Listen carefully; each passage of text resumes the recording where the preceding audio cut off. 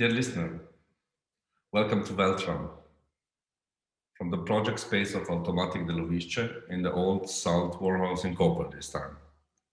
After the exhibition at the Piran Days of Architecture in Pecaric Gallery, then in DESSA Gallery in Ljubljana, a digital platform of the 22nd Salon of Architecture in Novi Sad, and the web conference by Architectuul, the project Architecture Sculpture Remembrance, the Art of Monuments of Yugoslavia, 1945 to 1991, continues its journey along the path of memory in Koper Salt Warehouse Libertas.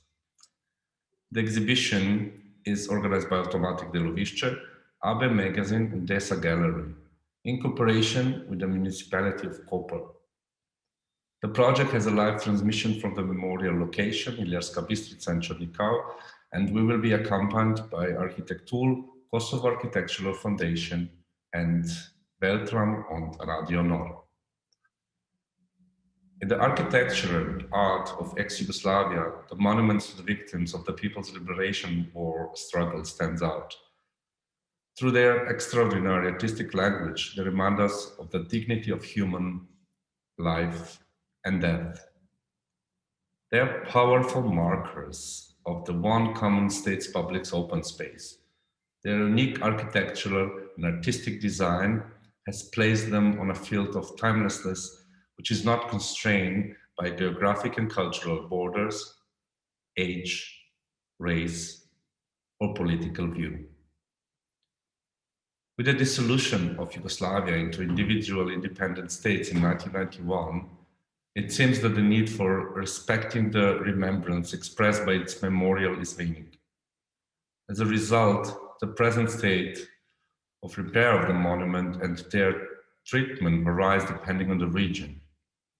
In some places, the past and the strivings of the previous generation are held in respectful memory, while elsewhere the monuments have been abandoned, left to decay. Due to their abstract nature, they might be used for very different purposes, such as shooting TV advertisements, reality shows, and music videos. Such use of monuments, the scenography of the monuments, by individuals who have no appreciation or knowledge of the past and therefore cannot respect it, represents misuse as well as contempt for the dignity of the victims and their memory.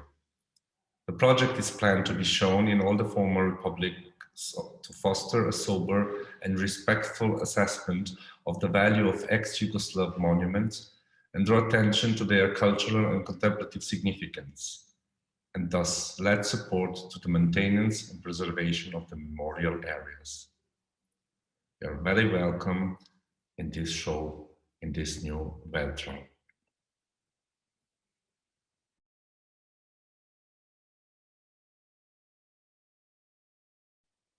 We are first connecting with Novi Sad from Kosovo Architectural Foundation and Kosovo Architectural Festival from Pristina. Good afternoon or good evening. Noli, how are you? I'm fine, Bostian, and it's nice to see you. It's nice to see you too. I'm really interested how actually the Yugoslav modernism is accepted in Kosovo nowadays, or in the last days that you are working on it. I mean, last Yes. year. Well, thank you again for having me, and it's an interesting question. And what I can say is that overall in Kosovo there is a limited appreciation about the Yugoslav modernism.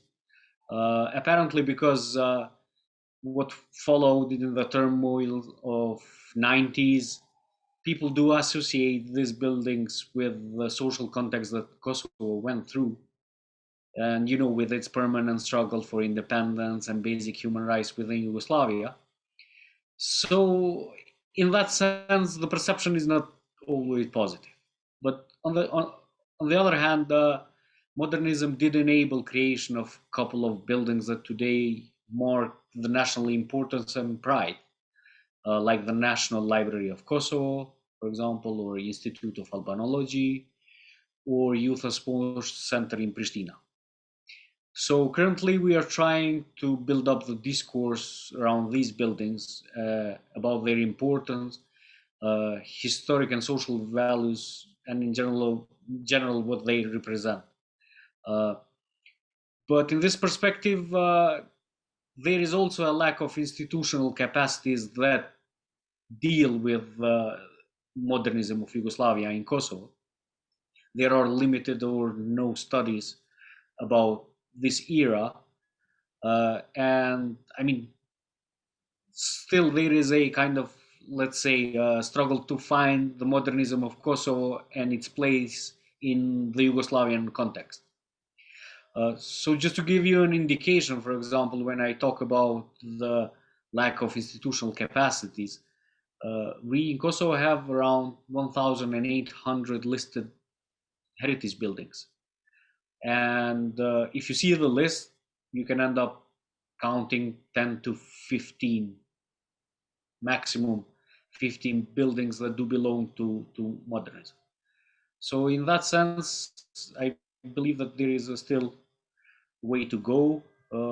I also believe that our educational institutions will tackle this topic a little bit more.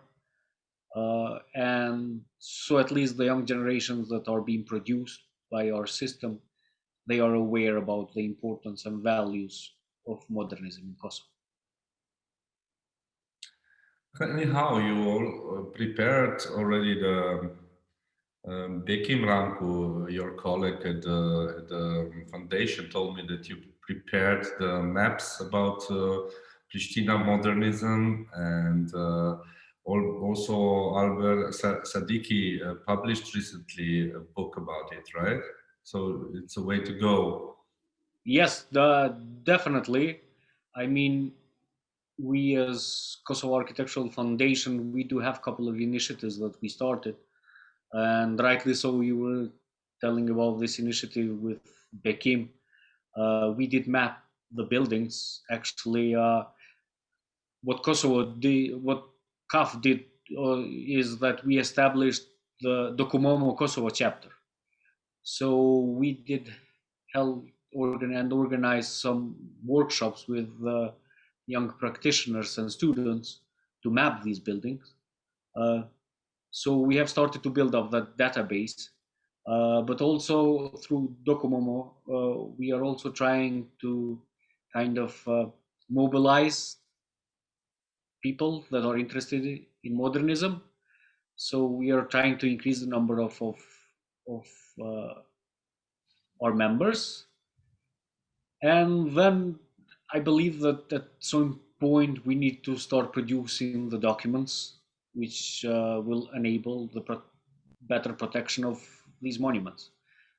Currently, we have a new government, which I believe we need to establish a dialogue with them, and we need to see how, I mean, what would be our role in that sense of mapping the buildings, of making some preliminary studies, recording the existing state, etc.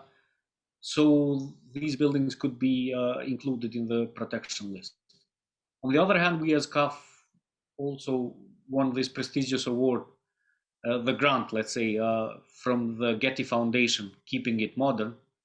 And we did produce conservation and management plan for National Library of Kosovo.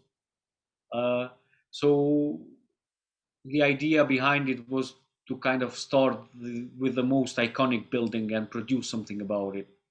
And I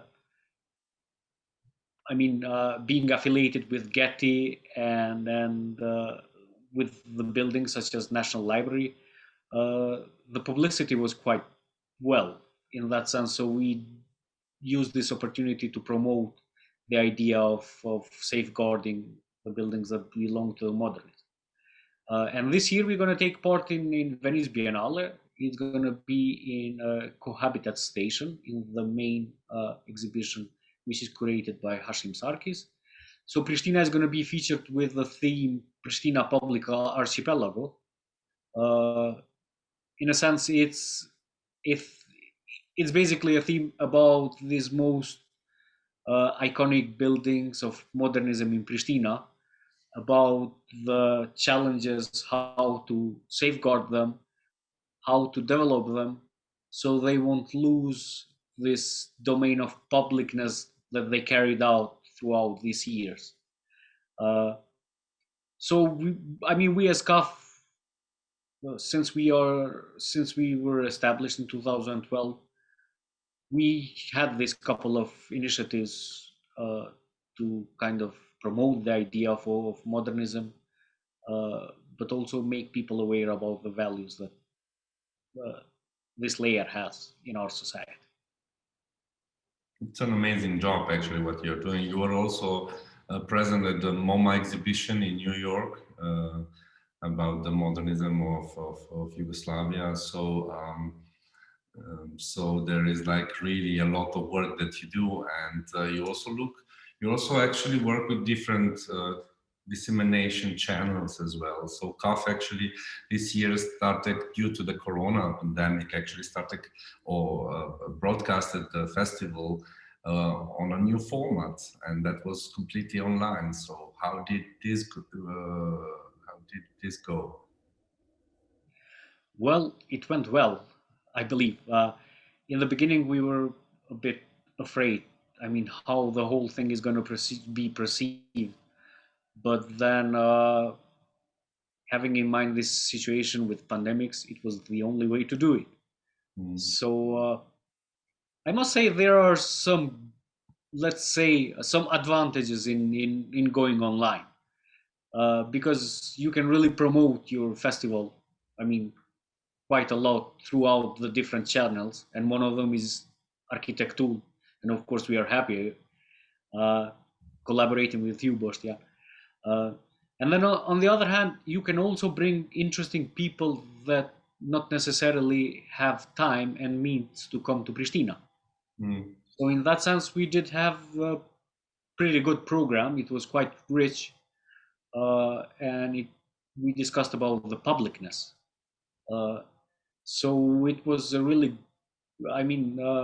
good addition, very satisfying. We did have, let's say, if the usual followers are like 5,000 people, this year was 10 times more. So we are really happy about it. On the other hand, we did miss this physical contact with our guests, with the lecturers, and organizing on-site workshops with the students and young practitioners. And that was a bit hard. We did only one workshop online. It functioned well, but then yet again, you need to kind of be careful about the topics you select for the workshops. So in that sense, we've missed this kind of physical contact. And of course, seeing the situation with pandemics, I believe that this year is going to be the same. We're going to go online one more time. But if the measures are a bit loosened up, I believe that we're going to try at least some couple of workshops to organize in Pristina. And just to explain briefly, our topic this year is alternation, and it has a dual meaning. One in global context is about our built environment. I mean, where are we moving toward? What are we moving? And these global challenges, such as let's say pandemics or the climate change. And then on the other hand, it's about altering a nation. I mean, how can urban planning and architecture, let's say, build a different reality of a young nation such as Kosovo is? So we look forward to this year's program. I believe that we're going to announce our program, let's say, mid of May most. And every lectures are free, broadcasted throughout social media and Architectuul, and so everyone is invited to participate, and I believe that we're going to have an interesting program. Great. We are also looking forward. I think this kind of double sense broadcasting is also very important today, and also I'm really excited. I mean, also of your kind of openness, and you are also creating kind of an open source of knowledge through via this CAF online. So it will be a pleasure to support you in any way. And also, I wish you really good luck in Venice as well, because I think the dissemination of our topics might be a bit stiff, or a bit different, you know, for the huge biennial discourse. But I think it's always good to hear a voice and to raise a voice, and Biennale is one of the good spaces as actually to raise a voice, to be heard as well. Yeah, definitely. We also look forward, and actually, we are very keen on having feedback from the participants and seeing what they think about it. So thank you very much, Noli.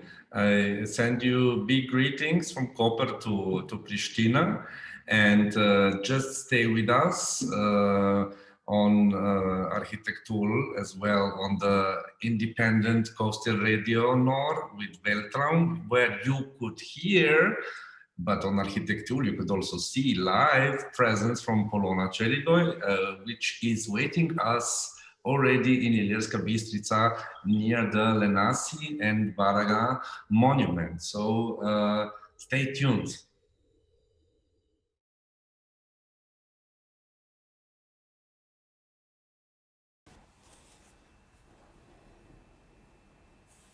So now, live from Ilirska Bistrica, there is already Polona Čeligoj. She's around the monument on the Hill of Freedom. And I will tell you a bit more about this monument to the national people's struggle in Ilirska Bistrica, which is sub-site in the landscape. And it's a superior work of sculpture and architecture. Created by sculptor Janez Lenasi in 1966, with its visual and symbolic abstraction, gives meaning to the historical and spatial significance. It is dedicated to the fighters killed in action belonging to the 3rd Overseas Assault Brigade and the 4th Yugoslav Army at the top of Brinškov hillock, named how symbolically Hrib Svobode, which means the Hill of Freedom. It stands on the edge of the town, elevated, but not on the highest spot. On the site, it is enclosed by 88 birches, planted only in 1981 in the memory of Josip Broz Tito, and by an open grassy landscape on the other. Today, Hrib Svobode is a park with a circular commemorative path. Its beginning is marked by symbols of military history. It leads through a birch grove and around the monument. The abstract sculpture, a hollowed concrete cube measuring 8 by 8 by 8 meters, may symbolize bones stacked one on top of another. On the interior of the concrete structure, in connection with the Genius Loci, may represent a karst cave with dripstones. The weight of the cube levitates on a recite-dug-in base featuring an inscription. Under the base, there is an ossuary accessible by double symmetrically designed exterior concrete steps. Compared to other monuments to the people's liberation struggle, it reflects a positive attitude of the local community to its own war history. The text was written by Robert Potokar. And now, while Polona is showing the monuments just on the park, having this walk for us, there will be also Iris Skrt, who will join us and tell us some of the stories and her memories.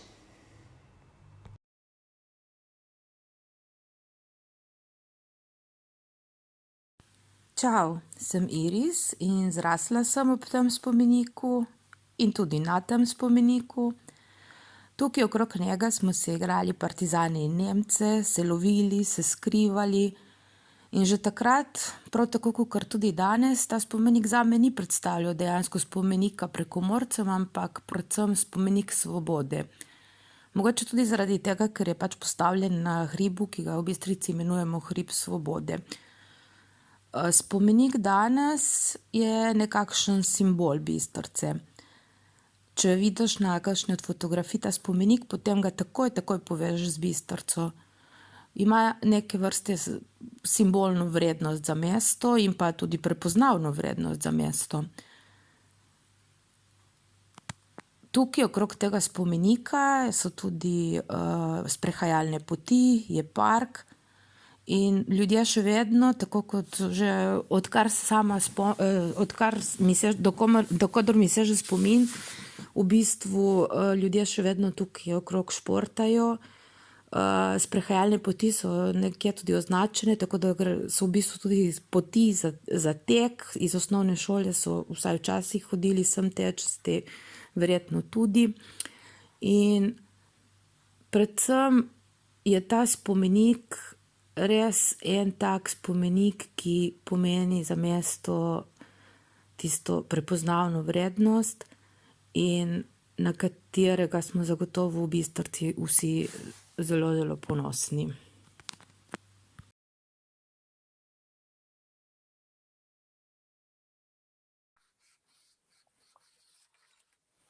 Welcome back. We are back on the Weltraum on Independent Coastal Radio, and you are listening to the show about the exhibition Architecture, Sculpture, Remembrance at the Libertas warehouse in Koper. I am Boštjan Bugarič, and today we are discussing the legacy of Yugoslav monuments from the National Liberation Struggle. I'm very glad that I can also co-host my dear co-curators, Kristina Dešman, Špela Nardoni-Krovač, Damjana Zaviršek-Hudnik, Maja Ivanić. We are missing Špela Kuhar and Eva Mauser, but I think we are quite in a well group, so we can discuss among us the topics about this exhibition and how we actually started or time scheduled to organize to travel the exhibition to all the other republics. And so who can explain me a bit of it? What is the plan? We started in Slovenia and now we go further. Maybe Špela. Okay, first me. Yes, we plan to visit with the exhibition all the former Yugoslavian republics and how is it called? Autonomy. All the parts that were parts of the Yugoslavia before, starting with Croatia. First we go to Novi Grad and then Zagreb in summer and autumn. I think before that is, I think first is Montenegro, then is Croatia. But I forgot. But it's the idea is like there are all the in every country we have the autonomous team which already cooperated with us with the first exhibition that we did, and I think what is very important that in every next space or venue there will be more material which we collect from within the country, you know, more monuments, more literature, more other movies and so on. So I think it's quite important that at the end we got like a full package, like a really very well equipped exhibition, no? We agree. Yeah, we agree. No, this is the plan actually, yes. Yeah, but I think my other thing, we talk also in Piranski Dnevi Arhitekture when we discussed that it really might be good to publish also some book at the end of the project when we get all the material. I didn't understand your question. You ask what if we? No, I think it is good that we publish or that we create also a book, you know, that we this is also one of the plans that we have with the exhibition, but you mentioned Piran at the beginning. Yeah, because at Piransky Day of Piran Architecture, Days of Piran Architecture, we actually discuss about this when was the first exhibition actually in 2019. So we discuss about this idea. But maybe Christina also, sorry, maybe Christina was part also of the editorial of AB, so maybe she can also jump in and tell something. Yeah, well, first I can tell you what we are preparing right now for the traveling exhibition. So this is the translations of all the texts that were part of the exhibition. We're currently translating them into all of the languages of the territory of former Yugoslavia, like Croatian, Bosnian, Montenegrin, Serbian, also Albanian, and Macedonian. So this is going on, and I think it will be finished by the first exhibition. And then for the book, I don't know. Yeah, it would be great to publish it, but I don't know how to rethink it and what to add to the. Should we add something to the what's already published, to the catalog? Should we just redo it? We have some questions, and but yeah, I think there has been a lot of interest also in this catalog, so it's also it would be good to publish it again. I think what would be great actually is that really all the material that has been collected on the trip of the exhibition could be added, you know? So the book is really the final stage, I guess. No. Yeah. Oh, I have a visitor. Hello. I think it would also be very nice that we when we finish this trip with exhibition trip, that we add all these experiences, how in other countries try to renovate, to restore these monuments, these monument sites. I think all these monuments were made in a period when they work with this concrete and so on. And I think these practices, how to renovate this and how to take care of them, it's not very well developed yet, because this is the things that are evolving now. I don't know if I put it right. No, that's actually a great point, Damiana. Yeah, sure, because we need to know or find out the let's say the different ways or different models of innovation and approaches that we can share it through the whole geographical territory, actually, you know, because if we spread it on even smaller territories, it is impossible actually to co-create something collectively and in a common sense. And I think it would be very good connected to the way that the monuments were made. I remember one story how the Jasenovac monument was made, so that they take the experience of the builders of the ships from the islands and use it how to make these models for the concrete to make this monument. I think this experience is shared. Was taking place all the time the monuments were made. Yeah, super. Maya, what about the Biennale in Venice? Dissemination actually of the event, more than the presentation, I think it's like very important and crucial today. And today also events or publishing events to get to the right public and find the right audience. And I think what is crucial in Biennial is this like huge range of audience which could be shared this topic in the right context. So what is the idea? Do we want to go there or no? Of course, the plan is to go to Biennale, and I think getting the public to the exhibition would be no problem because the architecture or the topic is so very interesting. I think it would be one of most visited exhibitions at the Biennale. It's only the question how to get there because we have several options. One is to contact the curator directly, curator of the Biennale. And the other, which is for me a little bit more easy to do maybe, or more complicated, I'm not sure, is to gather or to connect all the Biennale curators from the Republic of ex-Yugoslavia and to focus all of them to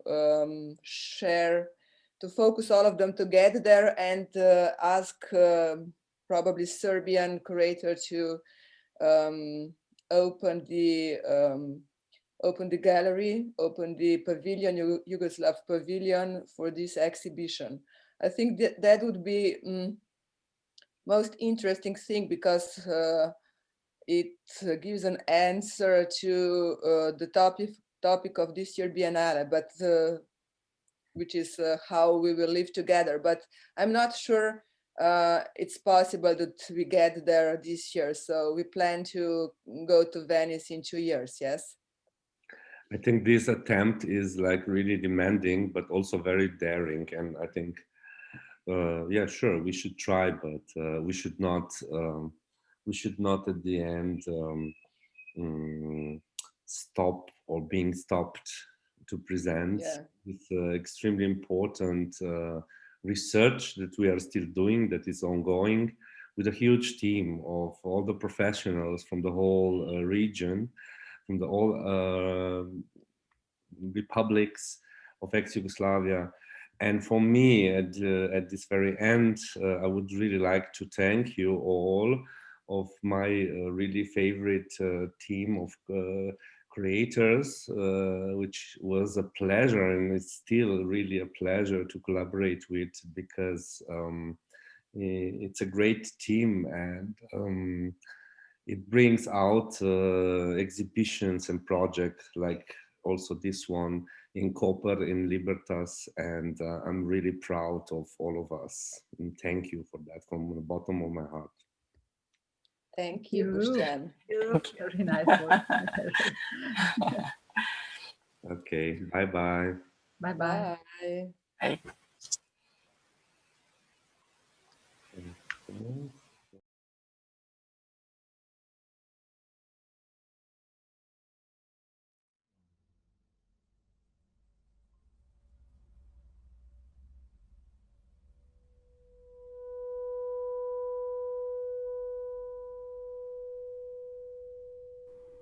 V novi svet.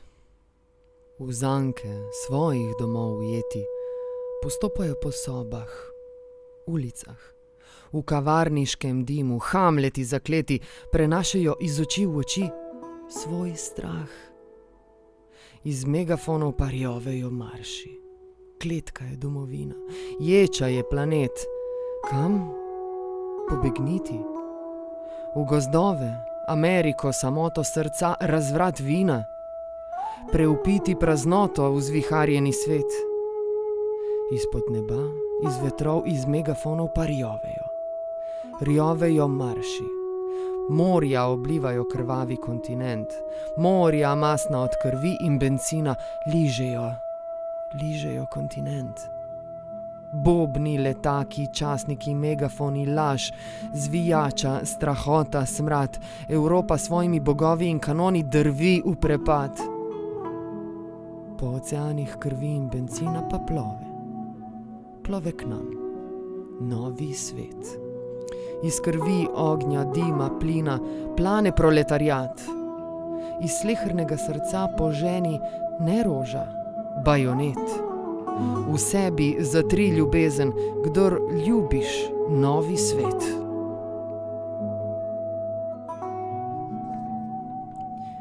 Kri v plamenih. Ropajte, opustošite, gospodarji, čez vso zemljo razpnite vešala. V nas je po 1000 letih zaplala kri, dvignil glavo upor. Kadar čez gozdove rjovejo viharji, drevesa se svojih korenin zavedo.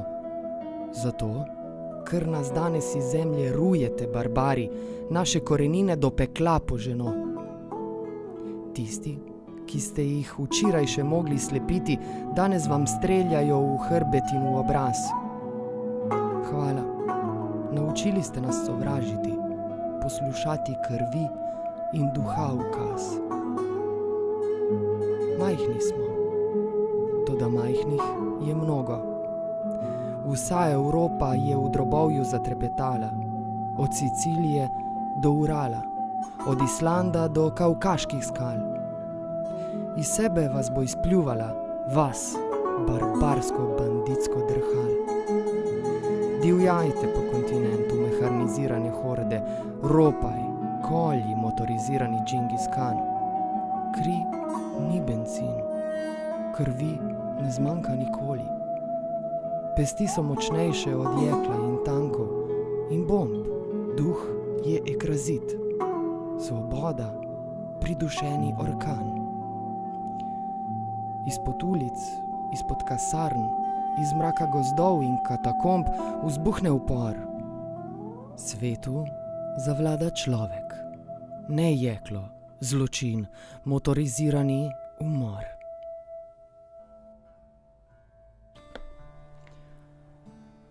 Previharimo viharje.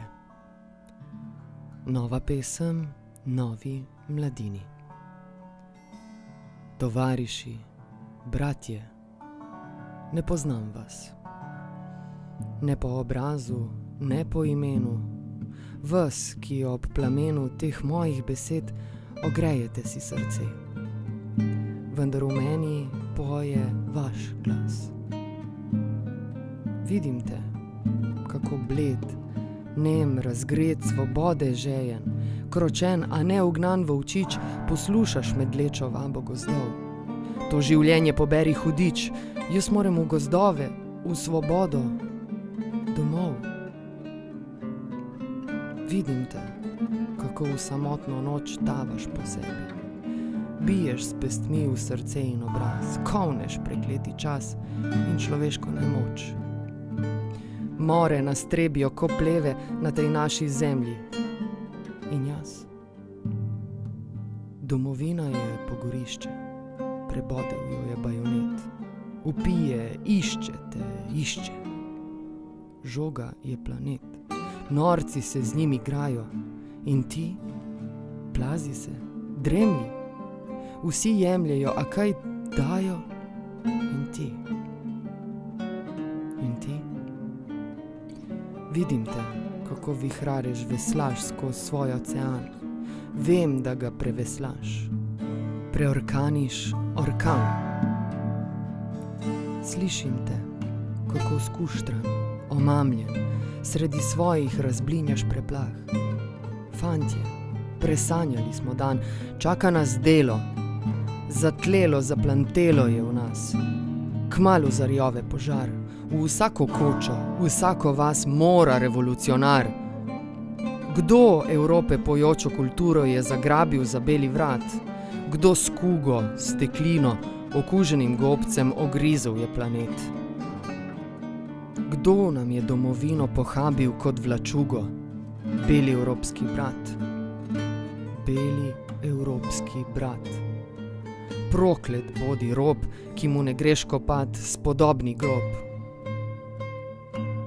Vidim vas, vriskajoči grobarji, pošastne gospodarje, mesarje sveta, v grob, krampe na ramo, kopat gremo jamo do pekla, ko slon ujamejo se v past, kopljimo do dna.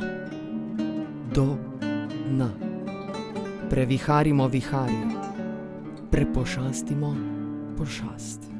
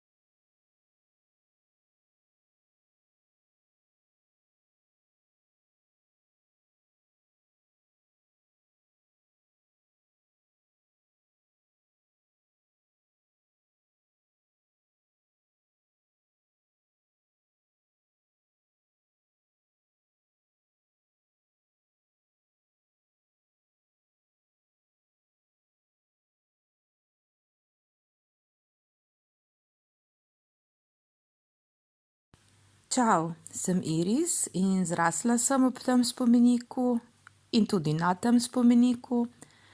Tukaj okrog njega smo se igrali partizani in Nemce, se lovili, se skrivali in že takrat, prav tako kot tudi danes, ta spomenik zame ni predstavljal dejansko spomenika prekomorcem, ampak predvsem spomenik svobode.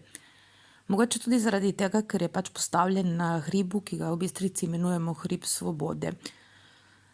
Spomenik danes je nekakšen simbol Bistrice. Če vidiš na kakšni od fotografij ta spomenik, potem ga takoj povežeš z Bistrico. Ima neke vrste simbolno vrednost za mesto in pa tudi prepoznavno vrednost za mesto. Tukaj okrog tega spomenika so tudi sprehajalne poti, je park in ljudje še vedno, tako kot že dokler mi seže spomin, v bistvu ljudje še vedno tukaj okrog športajo. Sprehajalne poti so nekje tudi označene, tako da so v bistvu tudi poti za tek. Iz osnovne šole so vsaj včasih hodili sem teč, ste verjetno tudi. In predvsem je ta spomenik res en tak spomenik, ki pomeni za mesto tisto prepoznavno vrednost in na katerega smo zagotovo v Bistrici vsi zelo ponosni.